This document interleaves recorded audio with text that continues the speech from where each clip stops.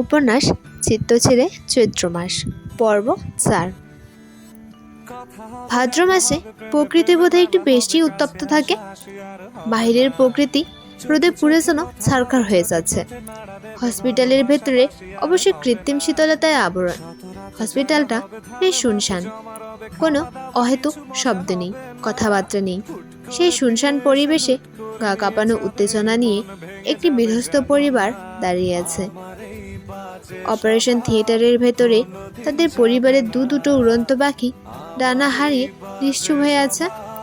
তন্মধ্যেই তাদের কুটুম বাড়ির ছেলে মেয়ে এমন অপ্রত্যাশিত ঘটনাও যেন ভীষণ অবাক এবং স্তব্ধ করেছে। নুরুল সওদাগর তার ফর্মাল পোশাকটা নিয়েই দেয়ালের সাথে লাগানো চার পায়ের ওপর চিন্তিত মুখে বসে আছে। তার যেন মনে হচ্ছে যে রহস্যের গর্ত সে খুঁড়ছে তা এত সহজে সমাধান করা যাবে না, খুব গভীরে হয়তো যেতে হবে। নীরবতার জাল কাটল। আফসার সওদাগর গুরুগম্ভীর কণ্ঠে বলল, এখন তো আমাদের একটু ও বাড়িতেও যাওয়া উচিত, অথচ মেয়ে দুটোর জীবন মরণ অবস্থা, কিছু করবো বুঝে উঠতে পারছি না। ভাইজান, মহিনের লাশ পোস্টমর্টম করাতে নেওয়া হয়েছে। খুব সম্ভবত আজ দেওয়া হবে না, কাল লাশ আসবে, তাই আজ না গেলেও সমস্যা নেই। তাছাড়া চাঁদনি আর মহতাব তো গিয়েছেই। নুরুল সওদাগরের কথা শেষ হতেই বার কয়েক মাথা নাড়ালো আফসার সওদাগর। খুব মনোযোগ দিয়ে কি যেন ভাবলেন। কতক্ষণ নিশ্চুপ থেকে নুরুল সওদাগরকেই প্রশ্ন করলো, আচ্ছা, তুমিও তো গিয়েছিলে আজ মহিনদের বাড়িতে, তাই না? ঠিক কি দেখেছিলে বা হয়েছে? হ্যাঁ, আমি আর আমার কয়েকজন কনস্টেবল গিয়েছিলাম প্রাথমিক জিজ্ঞাসাবাদের জন্য। যেহেতু সেদিন একটা বিরাট কাণ্ড ঘটেছিল, সেহেতু আমাদের সন্দেহের তালিকায় সবার আগে নামটা মাহিনেরই ছিল। আর যেহেতু চিত্রা কলেজের সামনে আরেকটা কাণ্ড ঘটেছে, তাই দ্বিতীয় সন্দেহ করেছে ও ছেলেকে। কিন্তু ছেলের কাছে পৌঁছতে বেশি দেরি হয়ে গিয়েছিল, যার ফলস্বরূপ সে পালিয়েছে। এখন আমার এটা ভাবতে পারি যে সে যেহেতু পালিয়েছে, আসল দোষী সে, কিন্তু তা নাও হতে পারে। কারণ বাঙালিরা দোষ থেকে বাঁচাতে গিয়ে অপরাধ না করলেও অপরাধী হয়ে যায়। যেমন ধরেন ছেলেটা, সে হয়তো ভয়ে পালিয়েছে, কিন্তু আমরা চাইলেই তাকে অপরাধী হিসেবে গণ্য করতে পারি। আবার হয়তো সেই অপরাধী। ছেলেটাকে হাতছাড়া করার পর নিশানা ছুড়লাম মাহিনের দিকে, তাই আজই চলে গেলাম ওদের বাসায়। দেখি চাঁদনি শাশুড়ি দরজা খুলেছে। মহিনের কথা জিজ্ঞেস করায় মহিলা প্রথমে কতক্ষণ হইচই করেছে, পরে নিচে মহিনের রুম দেখিয়ে দিয়ে বলেছেন মহিন নাকি ওঠেনি, এখনো ঘুমে। আমরা কয়েকবার মহিনকে ডাকলাম, সারা শব্দ না পেয়ে অবশেষে দরজা ভাঙার সিদ্ধান্ত নিলাম। দরজা ভেঙে উদ্ধার করলাম মহিনের মৃতদেহ, যা ঝুলেছিল সিলিং ফ্যানের সাথে। মহিনের মা সাথে সাথেই জ্ঞান হারান। আমরা ভীষণ অবাক হলাম। কি ভেবেছি আর হলো কি। চিত্রাদের পরিবারের উপস্থিত প্রত্যেকটা সদস্য ধ্যান দিয়ে সবটা ঘটনা শুনলেন। নুরুল সওদাগরের কথা শেষ হতেই আনমনে সবার বেরিয়ে এলো দীর্ঘশ্বাস। হাসি খুশি পরিবারটায় যেন হুট করে দুর্যোগ নেমে এলো। দীর্ঘ 2 ঘন্টার অপেক্ষার অবসান ঘটিয়ে তন্মধ্যে থিয়েটার থেকে বেরিয়ে এলো অভিজ্ঞ ডাক্তারেরা। বিচলিত শঙ্কিত প্রাণগুলোর হৃদয়ের মাঝে লুকায়িত ভীতি যেন আরো বাড়ল। তাদের অস্বাভাবিকভাবে দৌড়তে থাকা হৃৎপিণ্ডকে শান্ত করে ডাক্তার বললেন, আপনাদের বড় মেয়ের হাতে সার্জারি করাতে আমরা সক্ষম হয়েছি। আশা করা যায় কোনো একদিন সে আবার আগের মতো 2 হাতে ভর দিয়ে দুনিয়া জয় করতে পারবেন। উপস্থিত প্রাণগুলোতে পানি এলো। ঝলমলে হাসির চিলিক দেখা দিল ঠোঁট জুড়ে। সৃষ্টিকর্তার দরবারে লক্ষ কোটি শুকরিয়া ভরিয়ে দিল। এ যেন উৎসবমুখর পরিবেশে রূপান্তরিত হলো। সেই আনন্দকে ছাপিয়ে নুরুল সওদাগর গম্ভীর কণ্ঠে বলল, চেরির কি খবর? বাচ্চাটা ভালো আছে তো? উৎসবে আবার ভাটা পড়ল। সত্যি তো, একজনের হালচাল শুনেই সবাই এত খুশি হয়ে গেল, অথচ আর একটা বাচ্চাও তো লড়াই করছে মৃত্যুর সাথে। নুরুল সওদাগরের প্রশ্ন মুখ ছোট হয়ে এলো ধপধপে ফর্সা ডাক্তারের। মুখ কালো করে বলল, চেরির কোনো পজিটিভ খবর আমরা দিতে পারছি না। ছোট মানুষের চামড়া ভীষণ কোমল থাকে, আর সে চামড়া যদি এমন ভয়ানক একটা পানীয়ের শিকার হয়, তাহলে তো বুঝতেই পারছেন সে যে এতক্ষণ অবধি শ্বাস নিচ্ছে সেটাই মিরাক্কেল। সবটাই সম্ভব হয়েছে অ্যাসিডের পর সে স্থানে পানি ঢালার কারণে, না হয় বাচ্চাটা শ্বাস না নিলে একেবারে পুড়ে যেত। আমি অবশ্য একটা সাজেশন দিতে পারি, অ্যাসিডের অত উন্নত চিকিৎসা এখনো বাংলাদেশে প্রচলন হয়নি। আপনারা উন্নত কোনো রাষ্ট্র যদি ওনাকে নিয়ে যেতে পারেন, তবে হয়তো বাচ্চাটাকে আরেকটা জীবন দিতে পারেন। ডাক্তারের কথা থামতেই হাউমাউ করে কেঁদে উঠল চেরির মা অবনী বেগম। মুখ চেপে কেঁদে উঠলেন চাঁদনির মা খাদিজা বেগমও। আফসার সওদাগর বুক চেপে পাথরের ন্যায় বসে রইলেন। সব কেমন যেন মিষ্টি রকমের এলোমেলো লাগছে। মিনমিন করে সে বলল, সব পাপের ফল, পাপের ফল।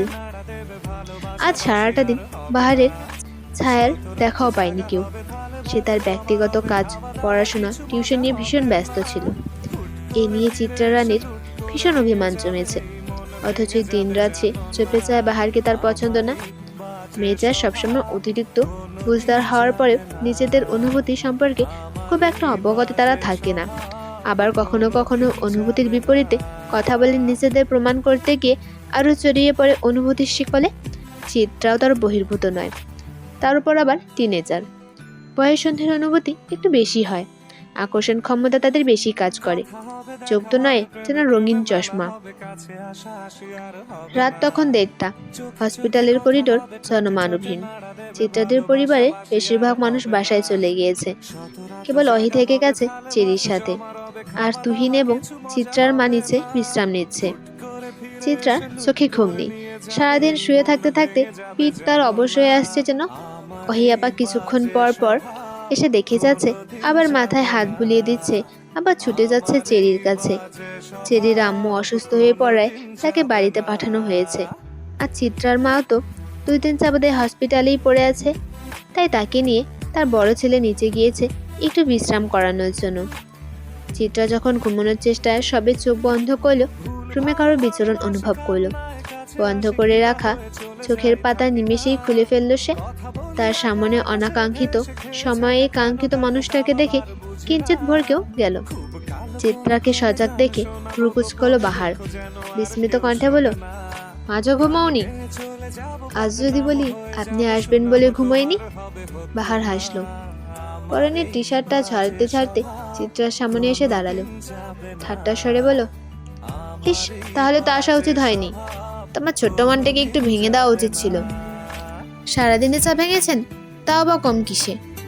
চিত্রা ঠোঁট ফুলানো গোড়া অভিমানী বাকে বাহার তেমন একটা পাত্তা দিল না, বরং বেশ গাছাড়া ভাবে বলল, নিজ ইচ্ছায় পাগলে নিজের ক্ষতি করে না, অথচ তুমি নিজেকে ভাঙার জন্য উঠে পড়ে লেগেছো। তার দায়ভার তো আর আমি নিব না, তাই না? বাহারের কথায় কিঞ্চিত লজ্জা পেল চিত্রা। ভুল জায়গায় ভুল অনুভূতি ব্যক্ত করাও এক ধরনের লজ্জার বিষয়। চিত্রার মুখে লজ্জার আভাস যেন বাহারের বুঝতে বাকি রইল না। তাই বাহার কথা ঘুরিয়ে বলল, তা মেয়ে, আজ কেমন আছো? ভালোই আছি, আপনি? তুমি জানো না মেয়ে, কাউকে এ প্রশ্ন করা উচিত নয়। পৃথিবীর সবচেয়ে কঠিন প্রশ্ন হলো এটা, আর বেশিরভাগ মানুষ এ প্রশ্নের উত্তর দিতে গিয়ে মিথ্যে বলে। একজনকে দিয়ে মিথ্যে বলানোটাও কিন্তু পাপ। বাহারের হেয়ালিপূর্ণ কথায় বিরক্ত হলে চিত্রা। সাজলো কণ্ঠে বলল, তো আপনি কেন করেছেন? সাথে সাথে পাপ কামাতে আসছেন কেন? আমি সবসময়ই পাপী বান্দা, পাপ করা যার নিয়ম। তুমি তো পবিত্র, তোমার কি পাপ করার সাজে? বাহারের কথা বলার ভঙ্গিতে মুখ পাকালো চিত্রা। বাহার উচ্চস্বরে হেসে উঠল। মুখে হাত দিয়ে চিত্রাকে লজ্জা দেওয়ার উদ্দেশ্যে বলল, উফ, এখানে লেগেছে মেয়ে। বাহারের ভঙ্গিতে চিত্রার বিস্ময় চোখ বড় বড় হয়ে গেল। পরক্ষণে খিলখিল করে হেসে উঠল সে। বাহার কিছুক্ষণ অপলক সে হাসির দিকে তাকিয়ে রইল। অতঃপর সিগারেট বের ঠোঁটের কাছে চেপে ধরল। বুক পকেট থেকে দেশলাইয়ের বক্সটা বের করতে করতে বলল, মেয়ে জাতির যেন স্বভাবই এটা, হেসে দিয়ে পাহাড় ভাঙে, অথচ আমি নষ্ট পুরুষ। চিত্রা ফ্যালফ্যাল চোখে তাকাতেই বাহার দরজার বাহিরে চলে গেল। চিত্রা কেবল তাকিয়ে রইল হা করে। লোকটা কি যেন বলে, তার থেকে চিত্রার মাথার উপর দিয়ে যায়। নতুন একটা সকাল আহাজরিতে পরিপূর্ণ। মহিনের কাটা ছাড়া লাশটা পড়ে আছে তাদের বাড়ির সামনে রাস্তাটায়। মহিনের মা ক্ষণে ক্ষণে চিৎকার দিয়ে জ্ঞান হারাচ্ছে। চিত্রার বড় চাচা, চাচি, তুহিন, বাহার ভাই সবাই এসেছে। মহিনের জন্য সবারই খারাপ লাগছে। নুরুল সওদাগরও ততক্ষণে উপস্থিত হয়েছেন। হাতে তার পোস্টমর্টমের রিপোর্টে মৃত্যুর কারণ দেখে সে হতভম্ব। প্রকৃতিতে তখন গভীর হয়ে আসা সন্ধ্যার বিচরণ। চারিদিকে কৃত্রিম আলো সর্বোচ্চ চেষ্টা চালিয়ে যাচ্ছে এই সন্ধ্যা নিবারণের জন্য। হাহাকারে হাহাকারে ভরে ওঠা মানুষজন চুপচাপ নিবিড়ভাবে স্মৃতি আঁকড়ে বিসর্জন দিচ্ছে অশ্রুকণা। সন্তান যেমনই হোক, বাবা মায়ের কাছে তারা সবচেয়ে মূল্যবান উপহার। সেই জলজান্ত উপহার যখন বিদায় জানায়, তখন কোন বাবা মাই বা মানতে পারে সেই বিদায়ের প্রতিধ্বনি? তেমনই মানতে পারেনি লতা বেগম। ছেলের মৃতদেহটা দেখার পরপরই কেমন যেন নেতিয়ে গিয়েছিলেন। ছেলের শেষ বিদায়টাও তিনি দেখতে পারেননি দু চোখ মেলে। বিছানায় কেমন যেন ঘাপটি মেরে শুয়েছিলেন। কারোর সাথে কথা বলেনি, চিৎকার চেঁচামেচি করেনি, একদম চুপচাপ স্থির হয়ে গেলেন পাহাড়ের মতন দীর্ঘদেহী মহিলাটা। চাঁদনির স্বামী মহতাব ভাইয়ের মৃত্যুটা মানতে পারেনি, তাও আবার খুন। পোস্টমর্টম রিপোর্টে যখন দেখা গেল খুনের কথা, তখন থেকে প্রতিটি মানুষ স্তব্ধ হয়ে গেল। মহিনের লাশটা কবর দিয়েই আফসার সওদাগর নিজের মেয়েসহ মেয়ের শাশুড়ি, স্বামী সবাইকে নিজেদের বাড়িতে নিয়ে এসেছিলেন। মানুষ হারানোর শোক যে বড় শোক, তবে অদ্ভুতভাবে এই বড় শোকটাও সাধারণ মানুষ কাটিয়ে উঠতে পারে। কিন্তু যতদিন এ শোক স্থায়ী থাকে কোনো মানুষের গহীনে, ততদিন অত্যন্ত সে মানুষটাকে আগলে রাখতে হয়। শোক জিয়ে রেখে যদি কোনো মানুষ একাকিত্বে অবাধ্য হয়ে যায়, তাহলে সে মানুষ আর খুব বেশি দিন জীবন সংগ্রামে টিকে থাকতে পারে না। সওদাগর ভিলা বিশাল ডুপ্লেক্স বাড়িটার নাম, যে বাড়ির প্রতিটি ইট সিমেন্ট কেবল বহন করে হইচই রমরমা এক পরিবারের স্মৃতি। আজ সে বাড়ি শোকের নিকাশে কালো আধারে নিমজ্জিত। সওদাগর বাড়ির সবচেয়ে ছোট বউ অবনী নিজের টান টান বিছানায় পা গুটিয়ে বসে আছেন। সামনে তার ছড়ানো ছেটানো কত রকমের স্মৃতিস্তূপ, চোখে তার বর্ণহীন কত অশ্রুকণা। ক্ষণে ক্ষণে ছোট চেরির ছোট ছোট জামা কাপড়গুলো বুকে জড়িয়ে ধরেছে। কখনো বা চেরির ড্রয়িং খাতা জুড়ে বিশৃঙ্খলভাবে এঁকে রাখা হাবিজাবি চিত্রকল্পে হাত বুলিয়ে দিচ্ছে বুকে সবটুকু স্নেহ ঢেলে। মনে পড়ে কত স্মৃতির কোলাহল। চেরি বুঝ হওয়ার পর সামনাসামনি তার বাবাকে দেখেনি, ভিডিও কলের কল্যাণে তাও চেহারাটা চেনা। কত রাত এই ছোট্ট চেরি বায়না ধরতো বাবার কোলে ঘুমানোর। কত রাত ভোর হয়ে যেত অবনী বেগমের। মেয়ের অবুঝ বায়নায় অতিষ্ঠতায় মাঝে মাঝে দু এক ঘা বসিয়ে দিতেন মেয়েটার পিঠে। আর সেই স্মৃতি কেবল অভাগিনী মায়ের কান্না বাড়াচ্ছে। বড় মেয়ে তার বরাবরই চুপচাপ স্বভাবের, নিজের মন মতন চলে, কিন্তু ছোট্টটা যে খিলখিল হাসি আর চঞ্চলতা ভরিয়ে দিত বাড়ির কোনাগুলো। অবনীর পাশের রুমটাতেই লতা বেগমকে থাকতে দেওয়া হয়েছে। সুন্দর মতন দেখতে মহিলাটার শরীর, বেশ গোলগাল ভারী।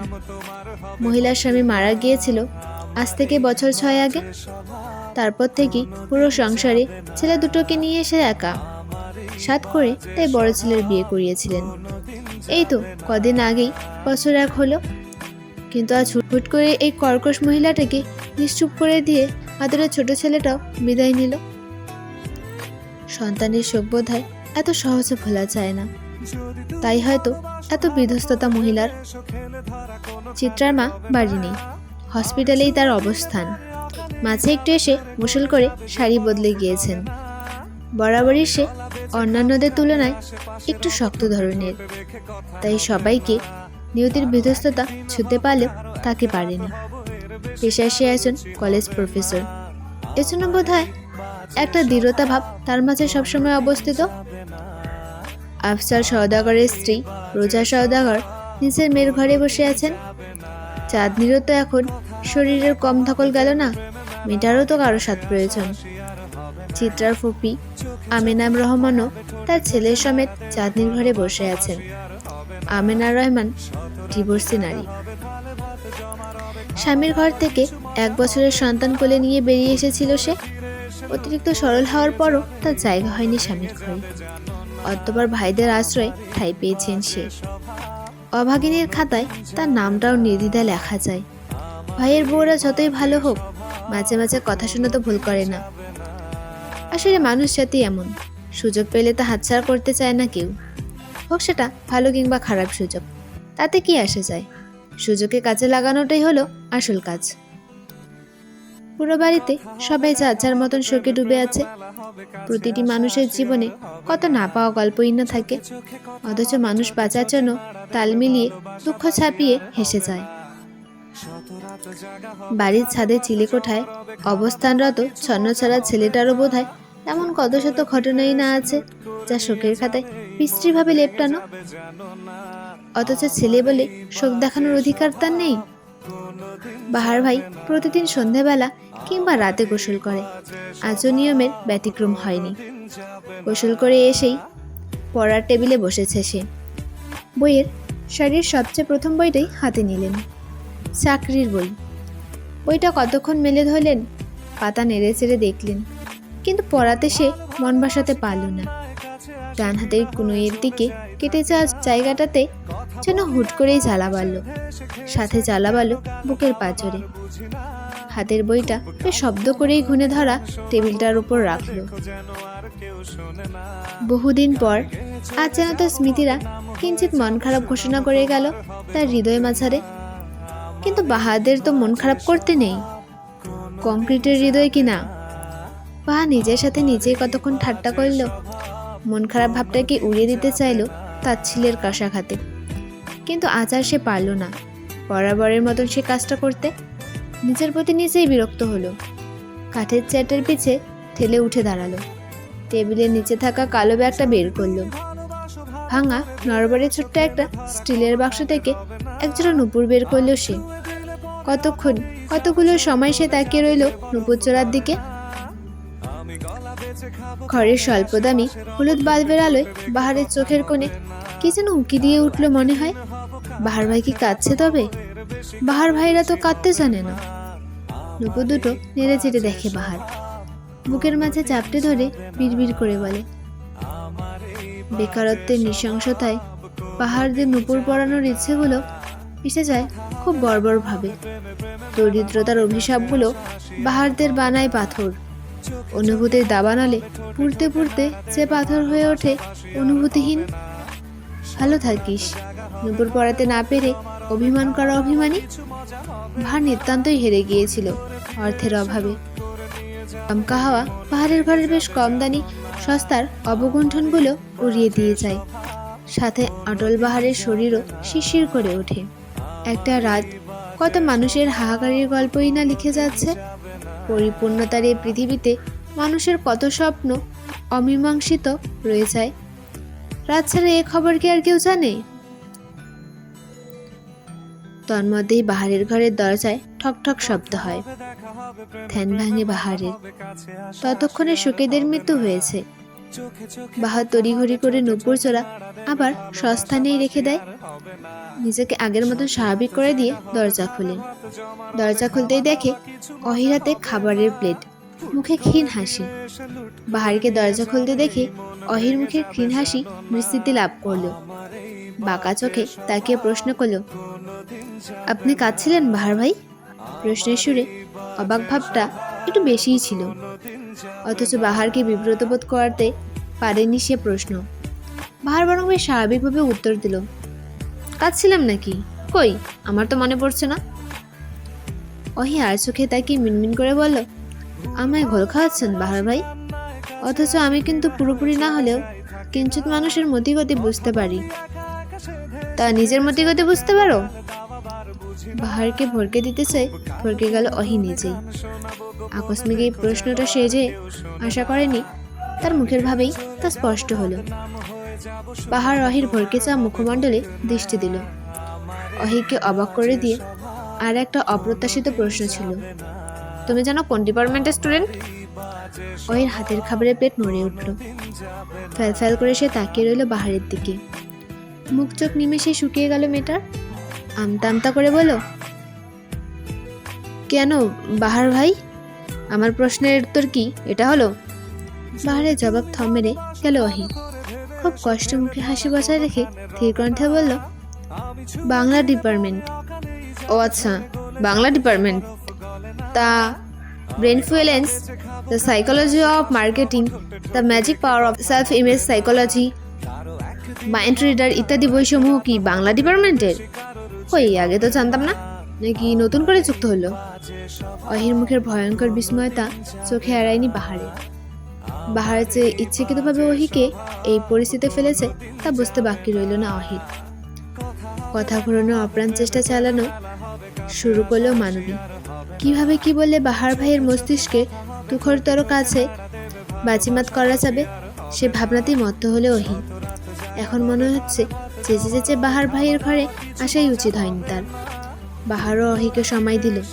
তার বাজের মতন তীক্ষ্ণ দৃষ্টিতে তাকিয়ে রইল অহির দিকে। অহি ব্যান্ডেজ করা হাতটা উল্টো পিঠ দিয়ে গলায় জমা শিশির বিন্দুর মতো ঘামগুলো মুছে ফেলল। ইতিমধ্যে তার গলা শুকিয়ে কাঠ হয়ে গেছে।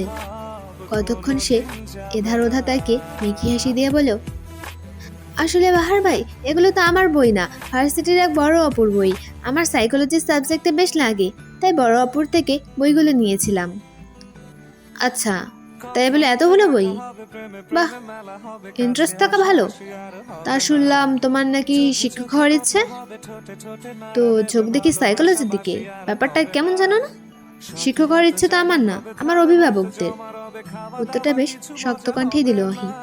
অন্তঃপর হাতের খাবারগুলো বাহারের টেবিলের ওপর রেখে মাথা নত করে বের হতে নিলেই পিছু রাখলো বাহার। বেশ খোঁচা মেরেই বলো, সেদিন আমাকে বলেছিলে না আমি আগাগোড়া পুরোটাই নকল মানুষ। আমি পুরোটা নকল মানুষ হলে তুমি পুরোটাই ভ্রম অহি, তুমি অকল্পনীয় ভ্রম। অহি দাঁড়ালো, নরম চোখে তাকালো বাহারের দিকে। বিবর্ষে আচমকাই বলে উঠল, ভ্রম আর নকল মিলে গিয়ে ইতিহাস রটলে খারাপ হয় না, তাই না বাহার ভাই? বাহার উত্তর দিল না। উত্তর দেওয়ার প্রয়োজন বোধ করলো না যেন। হেঁটে দুলতে সে নিচের টেবিলের ওপর বসলো। ভাতের থালা থেকে খুব আয়েসে ভাত মাখিয়ে মুখে তুলে নিল। অহি কেবল তাকিয়ে রইল এক ধ্যানে। বাহার ভাই মানেই যেন এক আকাশ মুগ্ধতা। শোক পালনের আধার রাত্রে গভীরতায় যখন সবাই ঘুমে মগ্ন, নুরুল সওদাগর তখন নিজের মেয়ের কেবিনে দাঁড়িয়ে আছেন। চোখ মুখ তার কাট কাট শক্ত। সারাদিন কেস নিয়ে ছুটোছুটি করে এইমাত্র হসপিটালে এসেছে সে। চিত্রা তখন আধো ঘুম আধো জাগরণে। বাবাকে ক্যাবিনের দরজা দেখতেই আধো ঘুম কেটে গেল তার। মুনিয়া বেগম নিজের স্বামীকে দেখে ততটা অবাক হলো না, বরং স্বাভাবিক কণ্ঠে বলেন, এখানে যে? এটা তো চেরির রুম না, এটা চিত্রার রুম। খোঁচা মারার জন্যই যে কথাটা বলা সেটা বুঝতে বাকি রইল না নুরুল সওদাগরের। কিন্তু সে স্ত্রীর কথায় জবাব দিল না, বরং চিত্রার দিকে তাকিয়ে অস্থির কণ্ঠে বলল, মহিনের মৃত্যুর আগে শেষ কলটা তোমার ফোন থেকে করা হয়েছিল চিত্রা। সকলকে ধন্যবাদ ভিডিওটি সম্পূর্ণ দেখার জন্য। ভুল ত্রুটি হলে ক্ষমা করবেন এবং ভিডিওটি ভালো লাগলে লাইক, কমেন্ট, শেয়ার এবং চ্যানেলটিকে সাবস্ক্রাইব করবেন। ধন্যবাদ।